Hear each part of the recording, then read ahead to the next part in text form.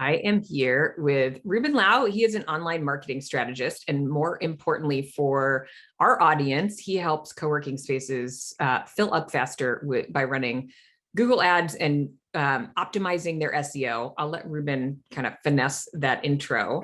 Ruben, I'm so glad you're here. So Ruben has been on the podcast before. He was on episode 195. Ruben, we're in the 250s now. So wow. It's been a little bit. Crazy. And I know Jeff Sakala initially was like, how do you not know Ruben? He does Google Ads for co-working spaces. And so Ruben is on the podcast. And since then he works with a number of folks in our it was our flight group program. Now it's the Everything Co-working Academy program. And so I reached out to Ruben. I initially reached out because I had a little bit of a myth come up in one of our Slack groups. And I said, Ruben, I want to talk about this. And so we're going to talk about that and just some kind of like what's happening out there that Ruben's seeing across his clients. But more on an exciting front, Ruben and I got to meet in person at the Juicy event in Seattle. So that was awesome. Yeah. It's totally good to be back and connecting with people in person. And Ruben's taller than I thought he was. I guess in Zoom, we're all kind of just like in the same box. So totally. I saw somebody else in a photo the other day and I was like, oh, he's shorter than I thought. Exactly. It sort of like normalizes everyone. So it was super fun to connect. We only got to talk for a few minutes at a happy hour. Liz and I actually just did a debrief on the other podcast. And you and I were talking at the happy hour at Pioneer Collective, which was very loud. She's like, we thought like 50 people would come and it was like packed. There's a lot. Yeah. There's a lot of people there. It was loud and fun. So, and I immediately started hitting Ruben with my own Google Ads questions. I was like, Ruben, I have this funnel and this is what's happening. So I'm excited to chat today. So Ruben, thank you. Tell us a little bit more about your work and, anything else that you want to remind us of since episode 195. Yeah, so we're still focused on the co-working industry and even more so nowadays, focusing more heavily into the SEM side of it. So as you know, we do design, development, SEO, search engine optimization, and search engine marketing or Google Ads. We're just focused a lot on Google Ads just because we see that as low-hanging fruit, easier to get leads in the door, turns around a lot quicker, and you can see results almost near immediately. So yeah, that's where our focus is most of the time these days. Awesome. Yeah. So we're going to talk about a couple of things today. The first question that I'm going to hit Ruben with is, it's been a while since I emailed him. I was like, Ruben, this question came up in our Slack group. And Ruben, thank you for you're always responding and giving context whenever somebody has a question and you take the time out and give a nice, thorough response, which I super appreciate. And so do our members. But so we'll kind of start with like, when should I consider running Google Ads? And part B, which is sort of the kind of the myth that came up in the group is, does budget size matter? And related to that, like, who's my competition, market size? There's a lot to unpack there. So we have more questions, so we won't spend too much time on that, but I would love to just have you walk through, like, when you talk to a new client, what are the things that you sort of look at to determine, do Google Ads make sense for this person? When should people start thinking it's time to run them? Yeah, generally speaking, we feel like if you have space to fill, like offices or co-working memberships to fill, it's a good time to run Google Ads. I know that sounds very generic and applies to everybody, but you do spend a lot of time like on your SEO, your website, your Google My Business, optimizing your Google Maps listing. All of those can actually be enhanced with Google Ads, right? So if you value those, it's natural that you would value Google Ads as well, because it just gets you higher up on the page.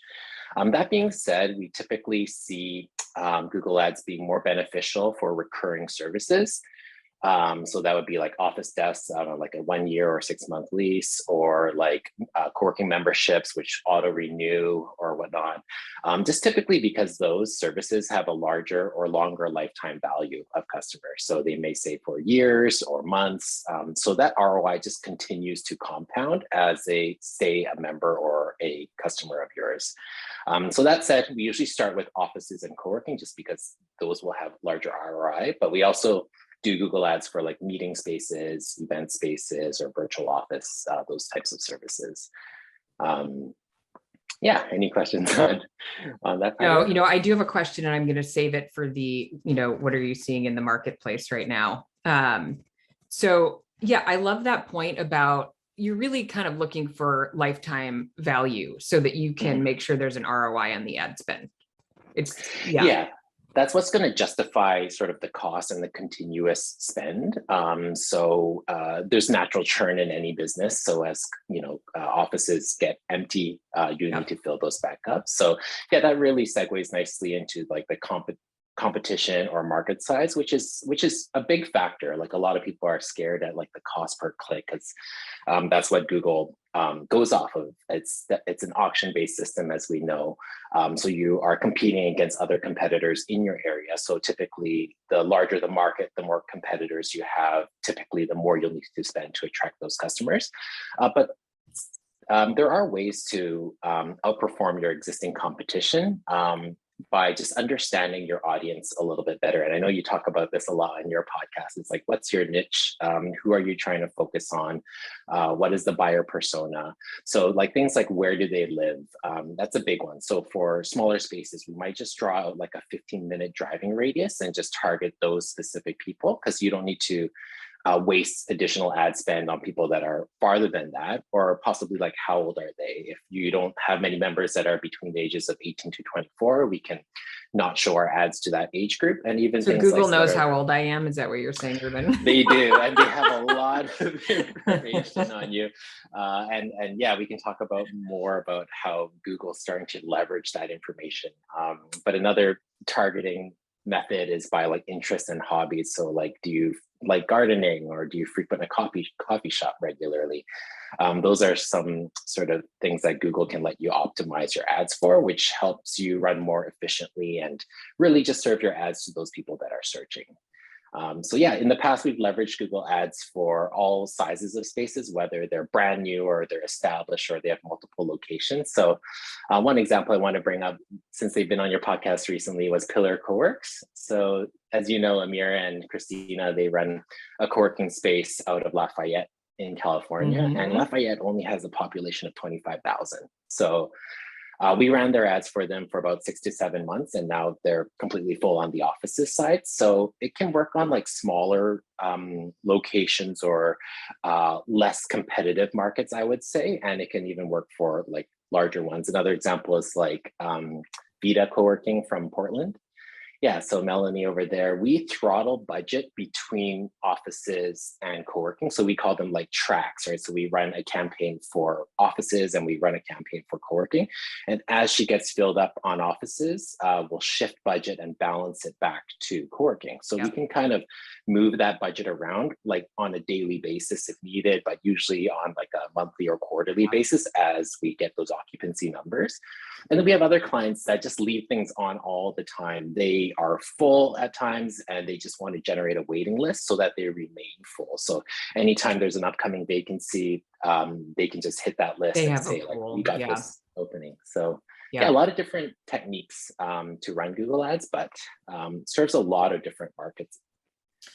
The pillar example is super helpful because Vita, Melanie was on the podcast a long time ago, but her community manager's in our community manager program. She's in Portland, right? Which is a major market, a lot of competition. So I love the Lafayette example in a smaller market, because 25,000 is on the smaller side. And I feel like when they were on the podcast, they had offices open, and I was like, how could this be? Usually, so it's a great tool. I'm glad to hear that's working. And the co-working, can I ask you, in terms of ROI, just to kind of follow through for people who are wondering. So one thing that's happened post-COVID is that I used to be very much in the camp of, you want to sell full-time memberships. You can maybe sell partial access, but it should be very expensive. And post-COVID, people's work behaviors are so different that a lot of folks are doing 10-day passes, and those churn more. So I don't know if there's a clear answer here, but if you're running to ads to like a landing page, are you trying to isolate like a higher ticket item, or are you just doing the math to say, okay, if somebody stays for 6 months on a 10-day pass and my acquisition cost is X, it works? Like, yeah, how do you think Yeah. about that?